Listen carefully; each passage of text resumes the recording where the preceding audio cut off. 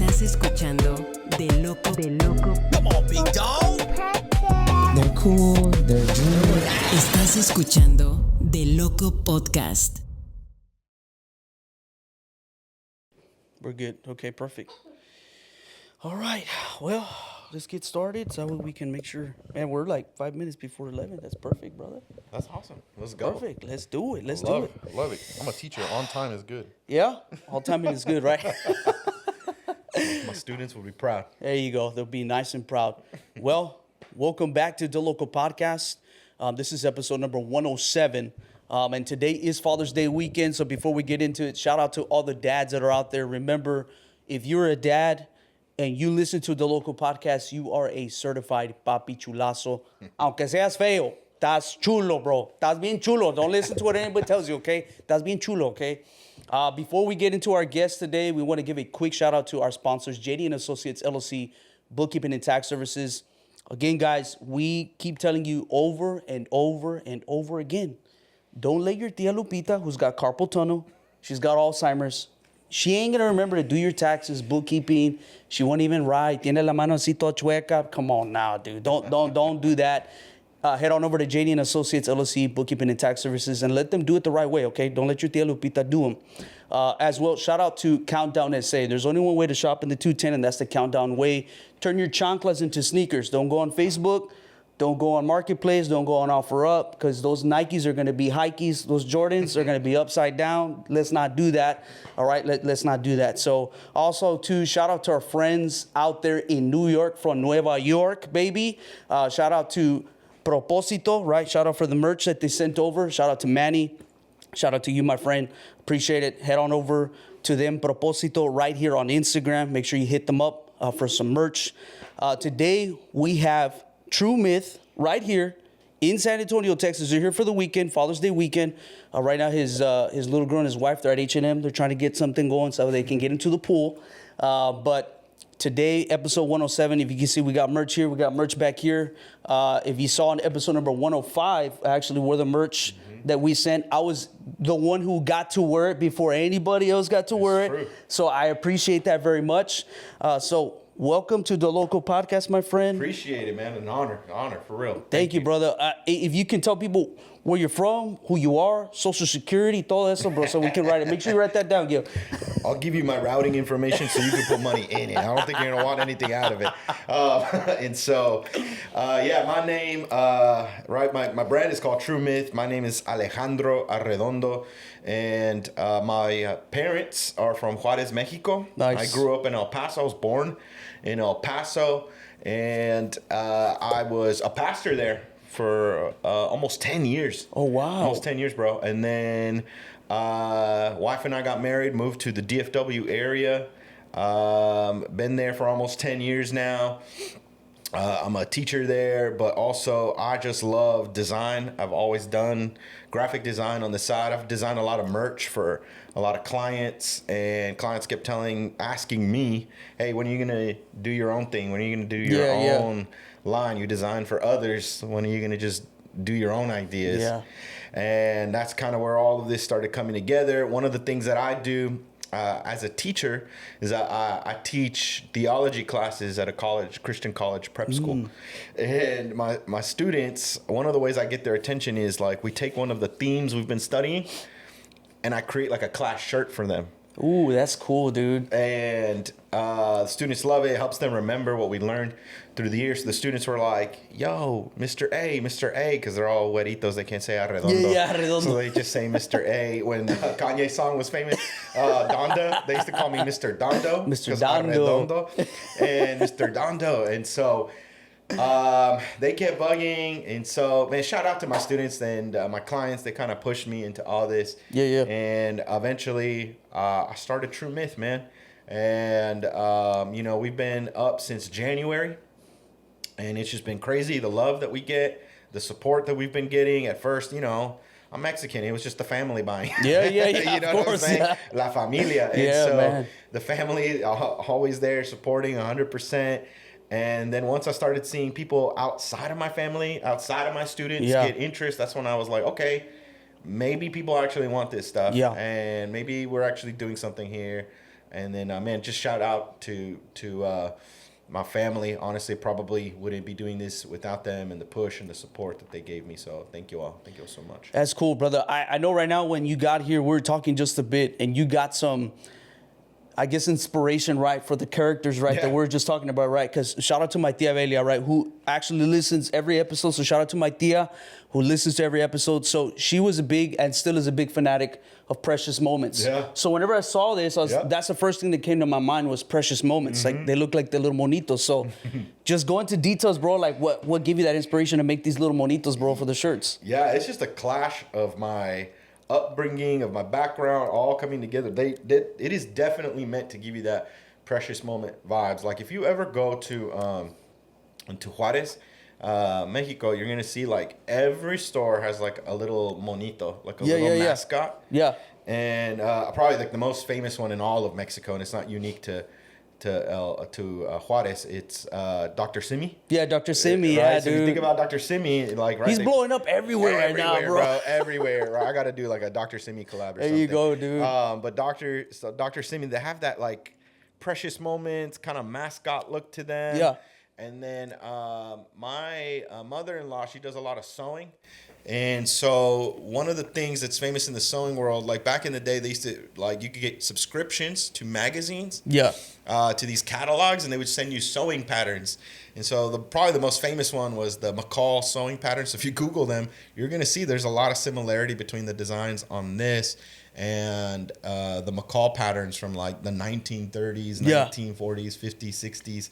And so just looking at that, and I was like, man, no one's doing anything with this. No.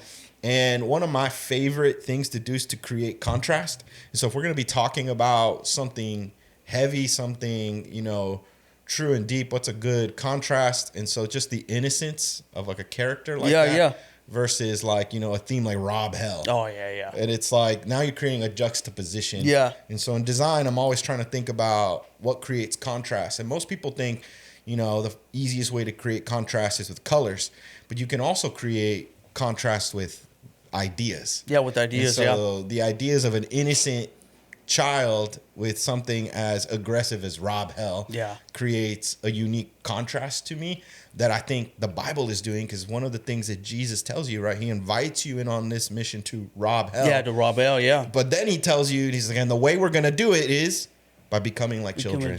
Yeah.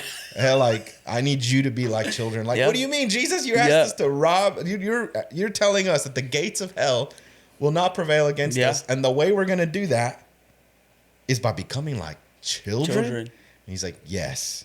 And Jesus models that for us, right? It's no surprise that in the book of Revelation, there's this big dragon that nobody can stop. Yeah. And who stops it? Jesus. Jesus does. In the form of a lamb. Yeah. not in the form of a warrior, not in the form of a lamb. And so I think it's one of core Jesus teaching is that there's something about becoming innocent and humble like a child, and I wanted that reflected in what we're doing. What you're doing. Yeah, that's cool, bro. Right now, like my mind is rolling as to who you could be. You being there with the students, it's like you're Nacho Libre, bro. That's true, bro. You're there with all the orphans. You know what I mean? That's right. Never even thought about that. That's so funny. I'm gonna have to shave the beard and just let the mustache There you go. go. Just let the mustache go, dude. Yeah, that's cool, bro. That's awesome, man. It especially shout out to the family, right? Shout out to my family too. Like they're the biggest supporters. They're never gonna go away. They're always gonna support you in everything that you do. So shout out to the family, right? In supporting Truemyth. Shout out to my family in supporting DeLoco podcast all the time. I have my parents wearing DeLoco merch. My brother's wearing merch. My wife, my suegra wearing merch. Brother-in-law, sister-in-law is wearing merch. So everywhere that we go, we try to make sure that we put it out there. But at the same token, man, with DeLoco podcast, we try to intertwine our Latino / Bible, if you want to say it, right? Something that has to do with God in it. So we try to do that. And every time I see people doing this, like putting their creativity on a piece of material that is super cool, super dope, but at the same time, it's glorifying God at the same time. Yeah, amen. I'm all in for it, brother. Like, I'm really in for it. And I now it's making sense, right? Because I know you said you're married to Güerita.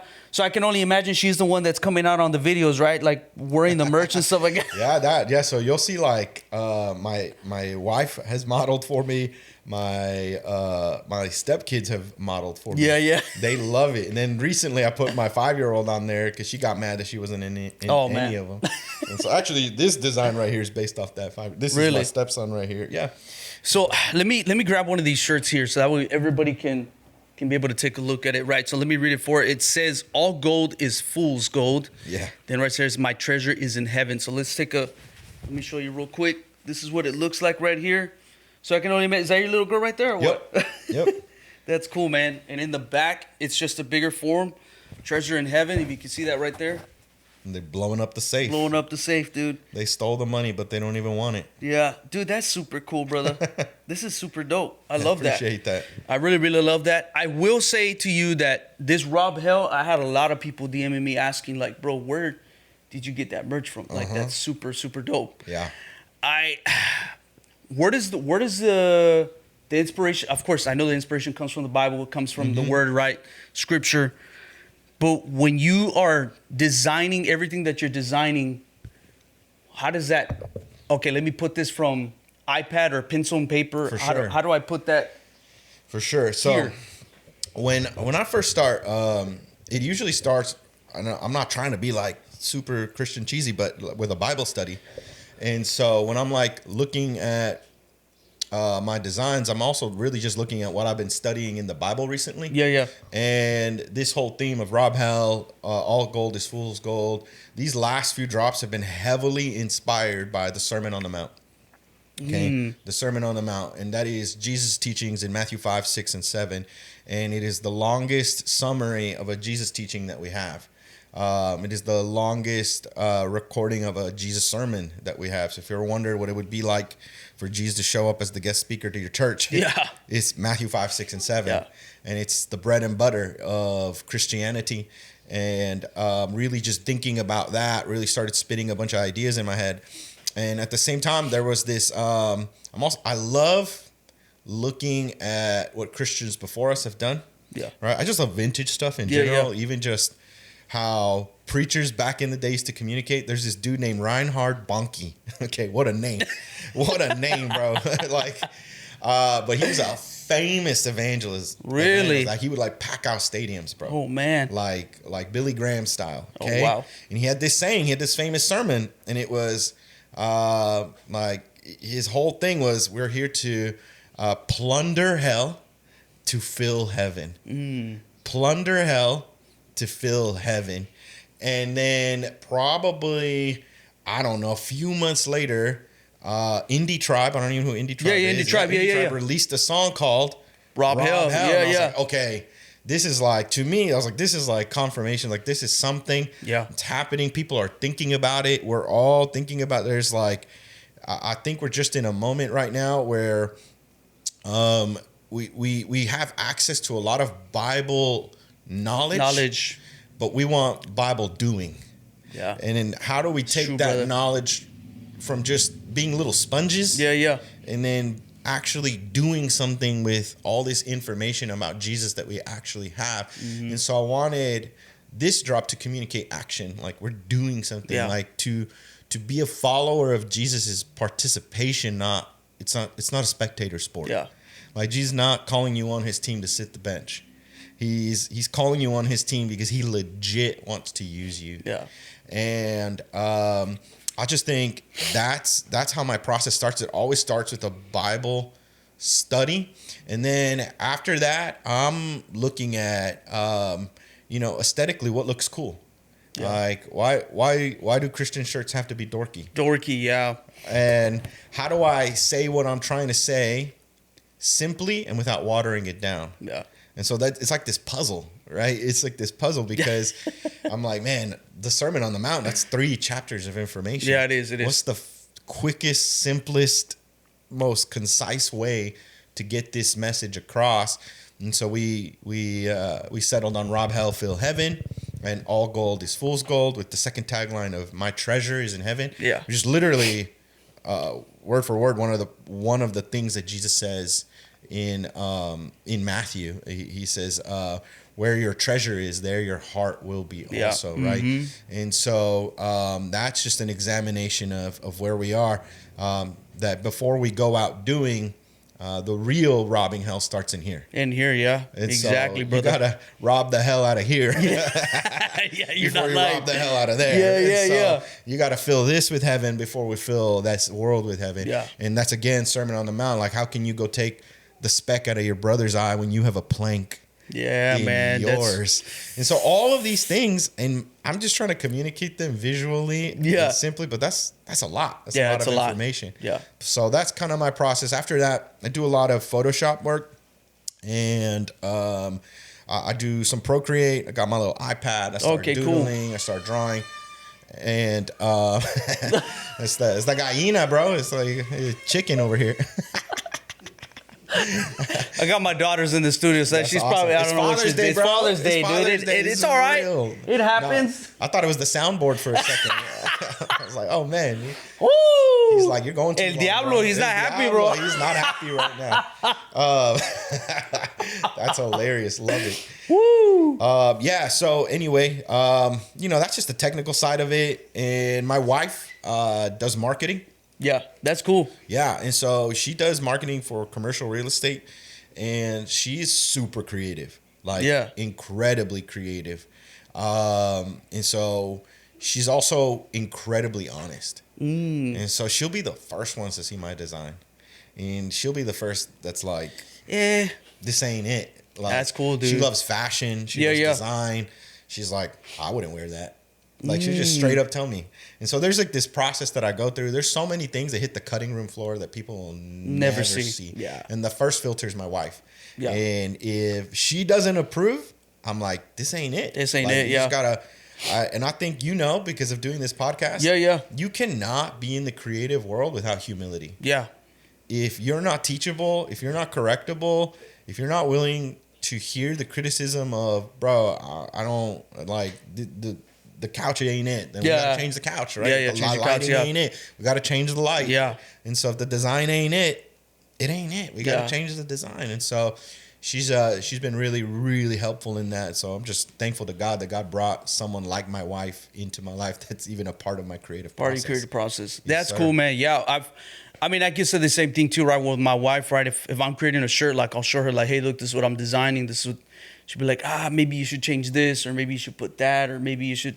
So I understand where you're coming from, right? And I have buddies out there, right? Shout out to Gilly, shout out to Roman, shout out to them, shout out to my brothers too, right? They're my biggest personnels, if you want to say, that criticize my work, right? I'll send it to them, see what they say, and I'll know if it's good or not. Because if I don't see no fire emojis or anything, and they'll be like, oh, that's cool.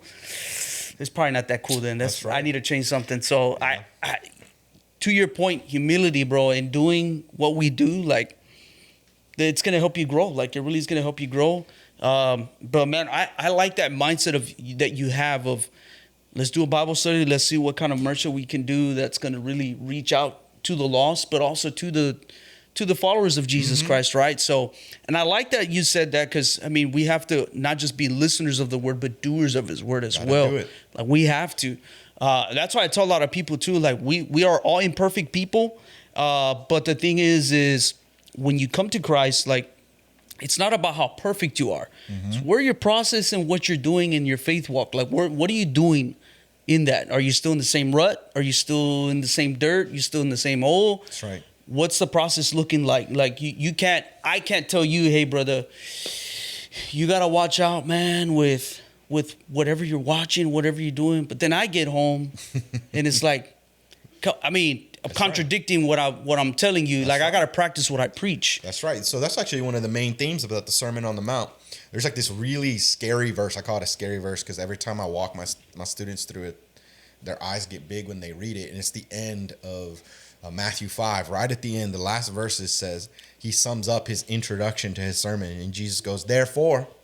He's like, so, and therefore is like Jesus' way of saying basically what I'm saying, right? You know how Mexicans go basically. Yeah, basically. Basically. That's Jesus' basically. Yeah. And so therefore, he says, what I'm just trying to simply tell you is, if you want to get the job done, you need to be perfect as your Father in heaven is perfect. Yeah. And you read that, and I read that, I'm like, I cannot be perfect. What do you mean be perfect as the Father in heaven is perfect? Yeah. And so that has tripped up people for centuries, even in the Christian community. What's really cool is that word that he uses, that word in the Sermon on the Mount.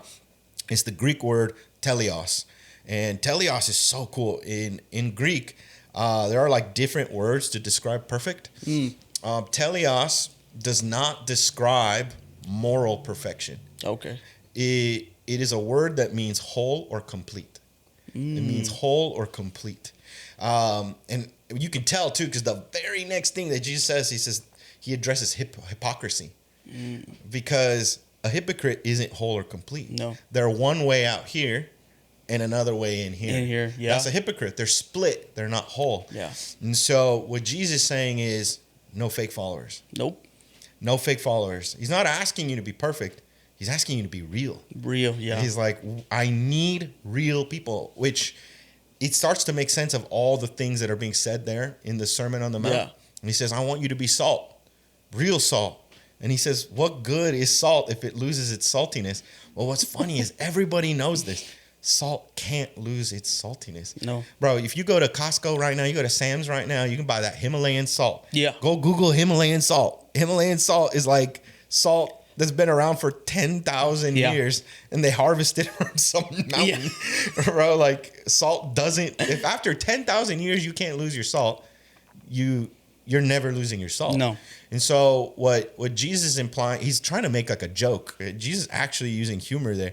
And it's kind of funny because you're supposed to hear that as a listener and think, wait, salt can't lose its saltiness. Yeah. Exactly. So now imagine someone coming up to you and going, oh, I used to be salt, but I haven't been very salty lately.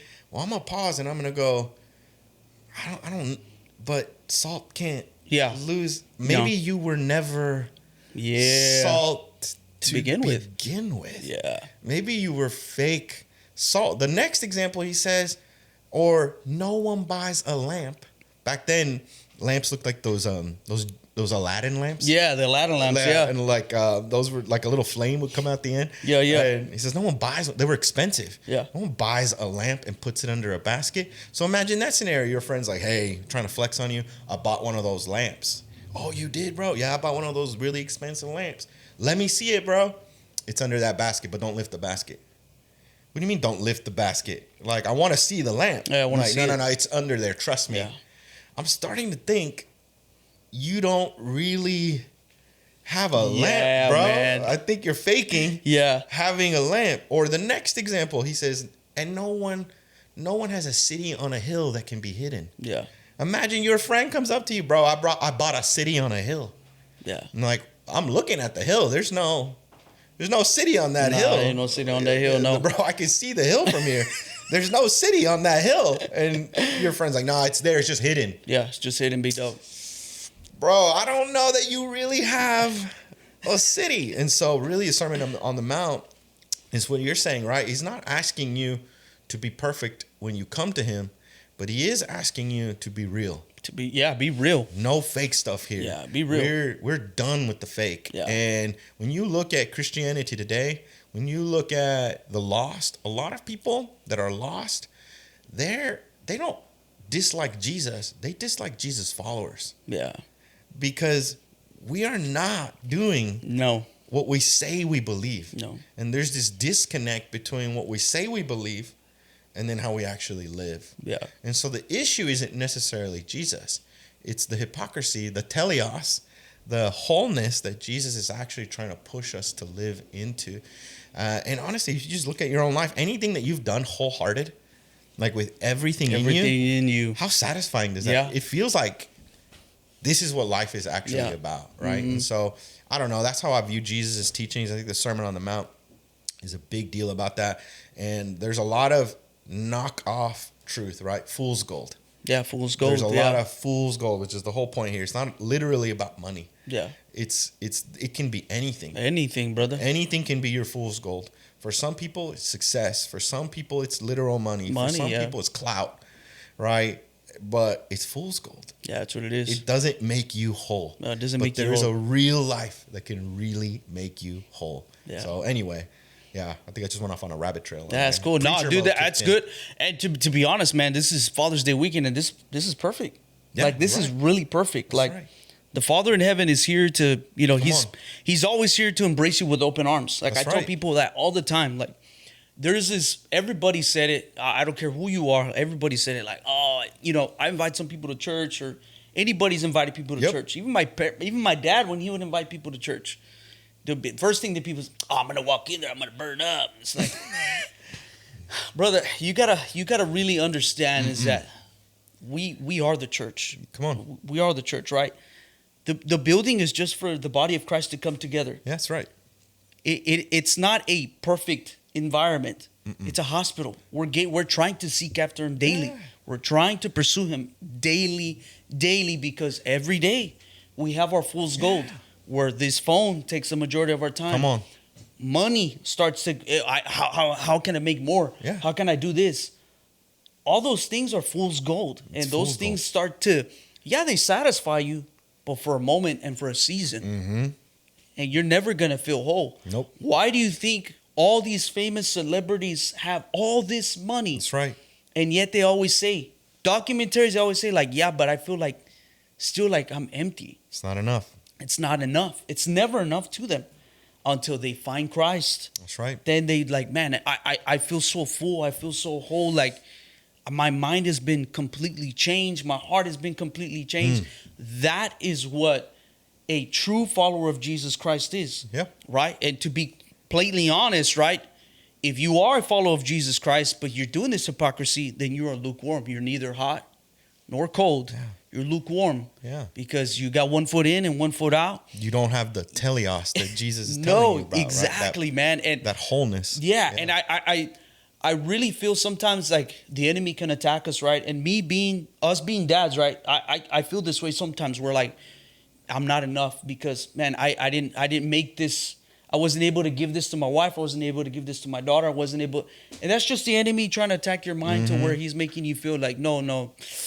You see, if you do this and you do that, then you'll be able to live up to those expectations. But God has called us to higher expectations. Like, people really need to understand is that when you follow Christ, it's the renewing of your mind, your heart, your soul, to where you really are adamantly, daily are fighting your flesh, denying your flesh for these type of things. A lot of people think it's sexual sin, like that you're fighting No, it's not just that.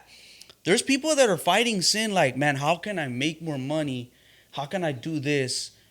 There's idolatry. That's right. Starts to take over. Yeah. Money is the most evil thing of all doers. Like it is. I like that you put it on the shirt because to some people, like, man, money is everything. Like, I have to. How do you want me to pay my bills? How do you want me to do this? How do you want me to do it? And I get it. Like, I genuinely get it. For sure. Jesus isn't saying money doesn't matter. No, yeah. What he's saying is what you're saying. Money can't satisfy you. No, dude. Money is a tool. It's a job. It's right. But it cannot satisfy you. No.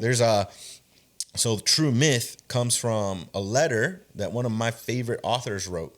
And his name is C.S. Lewis. So a lot of people know him from like The Lion, the Witch, and the Wardrobe, Chronicles of Narnia book. But he was also like a theologian, and he wrote this letter to a friend. And a lot of people don't know this about him. The dude was brilliant. He studied at Oxford, and he studied mythology. And he was not a believer, but he became a believer. And once he became a believer, it clicked for him that all these mythologies, he used to say, oh, Christianity is just one of many. They're all saying the same thing. They're all saying, and how many times have you heard that from like a friend? Dude. And then it clicked for him. They're all saying the same thing. Why are they all saying the same thing? Yeah. What are the chances that all these cultures that never met keep saying the same thing? And then it clicked for him. Wait, they're all saying that's not proof against Christianity. That is proof for it, because only one of these myths became real. Yeah. Only one of these myths put on skin and came and died on a cross. So he calls Jesus the true myth. Yeah. And so, that's so cool. Dude. How cool is that? That's really he's cool, like, brother. he's the myth become true. And it's like, oh man, like that's such a brilliant way to describe Jesus, because all the myths become true in him, which is why he says, I'm the only way. And I love what you're saying, because it's true. Jesus wants to pull everybody. There is something true about the myth that you're believing today. Yeah. But if you continue believing it the way that you're believing it, it's going to leave you empty. Mm-hmm. But let that myth lead you to the true myth and watch you be satisfied. And so C.S. Lewis writes in his book, Mere Christianity, he's like, how strange would it be, and I'm going to paraphrase him, how strange would it be if you woke up in a reality where you got thirsty, but water didn't exist? Yeah. Mm-hmm. How weird would it be if you woke up and got hungry, but in this reality, food didn't exist? Yeah. It's like, that's impossible, because desires reveal that there's a satisfaction for the desire that exists. So if I have a desire, a satisfaction for the desire exists. Yeah. And so he goes on to say, if I have a desire that nothing in this world can satisfy, it might mean that I was made for another world. Mm-hmm. And how weird is it that every culture dreams of a better world? Yeah. It might mean that that better world actually exists. And so then Jesus steps into your current world, your current myth, and he's like, hey, this is a myth. Yeah. But I'm the true myth. Yeah. And I can actually give you satisfaction. And I can actually satisfy that longing that's in your heart. And it's like what you were saying. He doesn't need you to be perfect. No. He doesn't need you to be cleaned up. As a matter of fact, Jesus, word for word, he says, I've not come for the healthy. I've come for the sick. Bro. It's like, I didn't come for the perfect. Nope. And there's this story in John. He heals this dude who was born blind in the Gospel of John. It's so cool. And the Pharisees, they get so mad at Jesus. These religious people, they get so mad at Jesus because he does it on the Sabbath. You're not supposed to do work on the Sabbath. Yeah. He's like, really? And they interrogate the blind guy. They're like, who did this to you? He's like, I don't know. I was blind. I was blind. How do you want me? And all I know is that I was blind, and now I see. Yeah. And that's all I know. And so finally, Jesus reveals himself to the blind man. And the blind man starts worshiping Jesus and thanking Jesus. And the religious people see this from afar. And Jesus knows that they're looking and they're hearing. So out loud, he says, this is why I came, that the blind might receive sight, and that those that think they can see, I can actually show that they're blind. And the Pharisee says, is that your problem with us, that you think that we're blind? He's like, if you were blind, that actually wouldn't be a problem. My problem is that you claim that you can see, but you're actually blind. And so because you claim that you can see when you're really blind, I'm going to leave you that way. And so it's like people are like, God's punishing me. No, he just leaves you that way. He leaves you in the decision that you have made, and people interpret that as he's punishing me. Yeah, he's punishing me. Yeah. Why? He's giving you what you wanted. Yeah, that's what you want. You want to stay blind. I'm going to leave you blind. But those of you that are willing to come to me and be real and say, I do not have this together. Yeah. Mm-hmm. I am not strong enough. I am not smart enough. I am not good enough. Just like, that's what I'm talking about. That's what I want. I can help see. Yeah. Because you will admit that you are blind. Exactly. How beautiful is that? That's super cool, man. I love that, dude. That's so awesome, brother. Really, really awesome to be able to interpret that true myth. Yeah. Man, dude. That's super cool, dude. Like my mind is, I'm trying to wrap around it. Like, if that's the truth, like it really is. Everybody says like, oh, God's a myth. He's a myth, and it's like, I don't even deny it. Now I'm like, it's funny because I do have like non-believers that'll come into my DMs who don't understand what I'm saying, and they're like, I've always thought Jesus was a myth, and I'll respond with, yeah, I think me and you are a little different. I think he's the true myth. And they're like, what do you mean by now? I'm having a conversation. Yeah. And I'm like, I'm telling you, he's the true myth. Like, as Mexicans, it's so funny because in like the Mayan and Aztec culture, there's like a dragon. Yeah. That wants to destroy the world. Mm-hmm. And the Mayan and Aztec people believe in a hero that can destroy the dragon. Why do they believe that? That's crazy, dude. They're completely different hemispheres. That is crazy. Never interacted. This is what C.S. Lewis is looking at. And he's going, okay, why are all these cultures that never met, never shared ideas? Why do the Mayans have a flood story? Why do the Aztecs have a flood story? Why do they have a dragon story? And they believe in a hero that will destroy the dragon. Why do they believe this? Yeah. And he started noticing these things and just thinking about it and like, okay, that's pretty amazing. Maybe Jesus is the one who brings all their myths. He makes them true. True. Yeah. And so it's really kind of amazing. It's like we're all longing for the hero. Yeah. And we're like, well, we're modern. We don't do that anymore. We don't do that anymore. We don't make hero stories anymore. Yeah. We're not selling out theaters to see Spider-Man anymore. Yeah, dude. We're not selling out theaters to see Superman and Batman and the Avengers. Yeah. Why? Because we still crave a hero. Yeah. We still want the good guy to defeat the bad guy. We still crave that. Yeah. We're not, even our modern myths still point to Jesus. That's crazy. How crazy is that? That is crazy, brother. That is crazy, man. Well, it being Father's Day weekend, what's a true myth about dads that people maybe think like, that's a myth, brother. Like, I don't think that exists. What do you think of? One that you think of. Doesn't have to be serious. I mean, it could be like one that maybe people are like, hey, does this really do, dads really do that? That's funny, bro. Here's the true myth. Here's the true myth. When your dad is in the restroom for too long, it's because he's trying to watch ESPN on his phone. Right. Without being bothered for 30 minutes. You know what I'm saying? It is because we're trying to doom scroll without being judged for just a little bit because there's no peace and quiet in the house.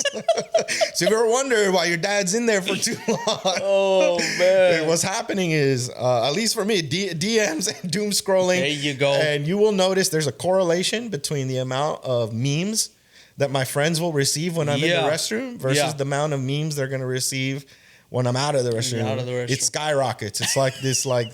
There's a bell curve or something there. Like, I'm not good with math, but there's some math there. There's some kind of math in there. That's the silly true myth. That's a silly. So there's a true myth, and I started doing this maybe 2 years ago. Yeah. And I always thought it was a myth. I used to see a meme of Mr. Perfect. I don't know if you've ever heard of that wrestler called Mr. Perfect. Yeah, Mr. Perfect. So there's a picture that he's standing with his arms out, all sweaty, and it shows dads right after they cut the lawn looking at their work. That is true because now I do that, bro. Like I cut the grass, and I'm like looking at there, like yeah. This looks great, bro. This looks great. I do it too. It was so funny. I noticed this. Like I literally cut the grass before I traveled here. My dogs now go out to do the same thing. Yeah. Like as soon as I cut the grass, I have to put them in their kennel because they start barking at the lawnmower. And then once they're like want to get out so bad, and they just go out there and they inspect the lawn, and they're like so proud. They're like, "You really did this, bro? Yeah. How did you do this, bro?" And I'm like, "I know, right? It's tough. Looks nice, dude. Bark. That's so funny, bro. Oh, dude. No, I think that's one of the two top myths for me. Like me especially, I used to always see that meme. I was like, what?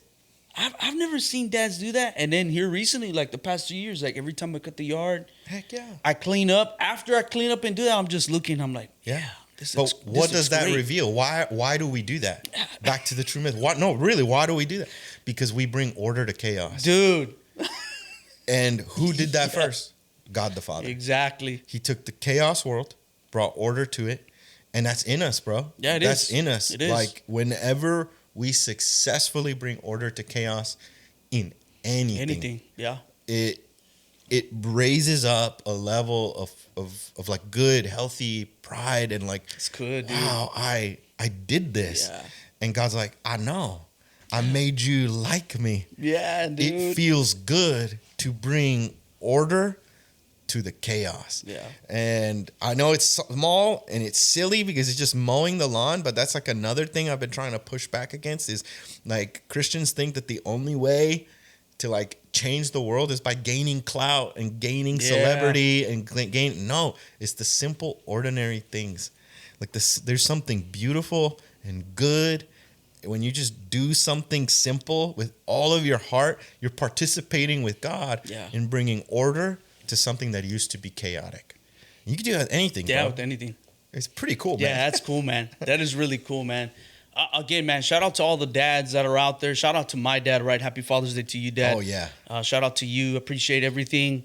I'm the oldest out of 4 boys. Okay. So you can imagine the hell I went through, you know?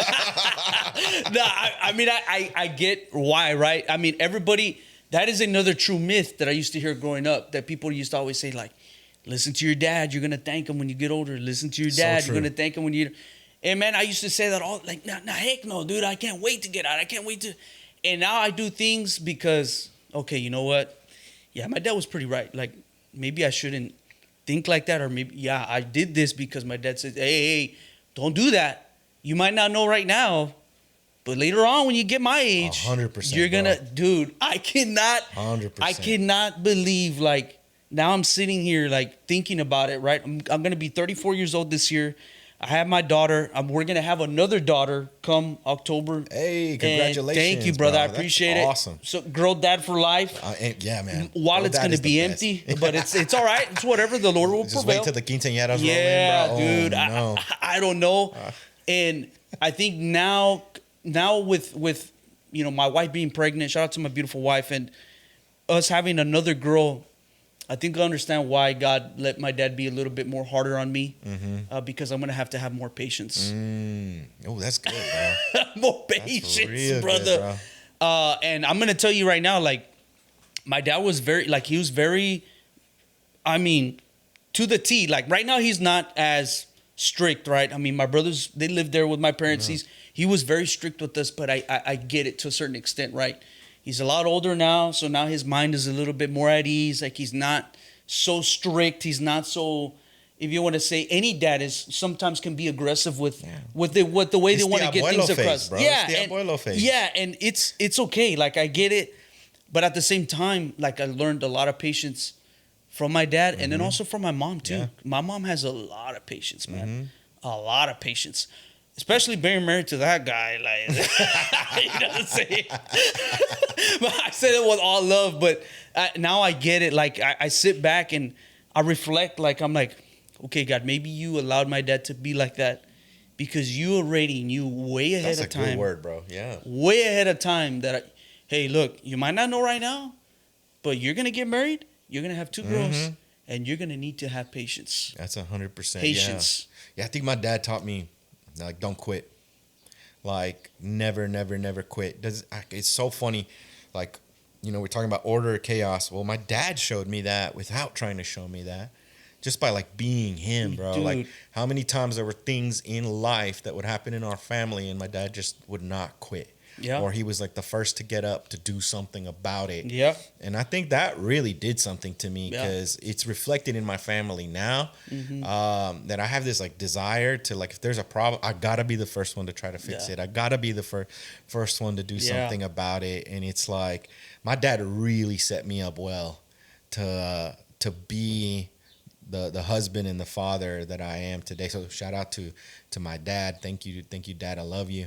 And yeah, man, Father's Day is a great day. I think sometimes we're hard on our dads growing up. Yeah, I mean, you're not wrong, man. And I really appreciate my dad because, again, like, he really instilled all those things. But out of all those things, right, he was very strict. But at the same token, he always used to tell me, like, growing up, like, if you don't place God first in anything that you do, nothing's gonna matter in what you do. Yeah. And make sure when you do it with excellence. Let's go, bro. You do it with excellence. He goes, I can care less if you're doing. Whenever I started out with the company I'm in, he's like, look, you're going to be digging ditches. You're going to be in the hole. Make sure it's the best hole that you dug. Make sure it's like people walk in, they're like, who dug this hole? Yeah. Gilbert dug this hole. Yeah. Hey, you dug it. I dug it, big dog. I dug it with this. I dug it right here with this follow right here, big dog. Bro. I love this. My dad always used to tell me, like, bro, if you're going to do anything, make sure you do it with excellence. Make sure you do it with all that you are, but make sure you have God first. And he'll take care of the rest. And now to this day, I always encourage people, place God first. He'll take care of the rest. Lo demás viene. Like, he'll don't worry about it. Yeah. Everything else will come. Like, don't worry about it. Everything will come. Yeah. Everything we do here, I do with that because my dad used to always say, if you're going to do something, make sure you do it with excellence. Yeah, no shortcuts. No shortcut. Do it with excellence. Right. Make sure that when you do it, I'm like, so now I get it. Like, I'm like the Progressive or the Allstate when you're like they have those commercials like you're turning into your dad slowly. Like I told my mom, there was like, my dad used to weed eat like around this tree and he used to get annoyed, bro. Like the way he would weed eat around it. There's been days where I'm doing the same thing. I'm like, what is going on, dude? So like, I don't get it. It's so true. But it's like, now I get why he did that, because he wanted his yard to look perfecto. Yeah. Like, that's his thing. And I'm the same way. Like, so I'm funny. there, like, picking weeds, and I used to hate it, bro. Hey, go get a trash bag. Don't have your hands in your pocket. You're going to have your hands in your pocket. You're going to fall down. You're going to bust your lip open. Get a bag. Start Bro, we had picking the these same weeds. dad, I think. Bro, We had the same dad, bro. it's crazy, dude. But I get it. Like, I genuinely get it. And I'm super thankful to my dad. I love you, Dad, so much. Mexican dads are the best, Bro, they really are. And I really get it. And I get to say my dad is Ramses, dude, because he's a big dude. Ramses. So that's Ramses, you know what I mean? And I really appreciate all the stuff that my dad did. And now me being able to instill into my daughter, right? Not doing the same thing my dad did, but taking some of those things and being able to rearrange and them. putting your flavor on it. Exactly, bro. Yeah, bro. Exactly. The man. remix. A remix, exactly, dude. Got a little bit of reggaeton in there, you know what I mean? That's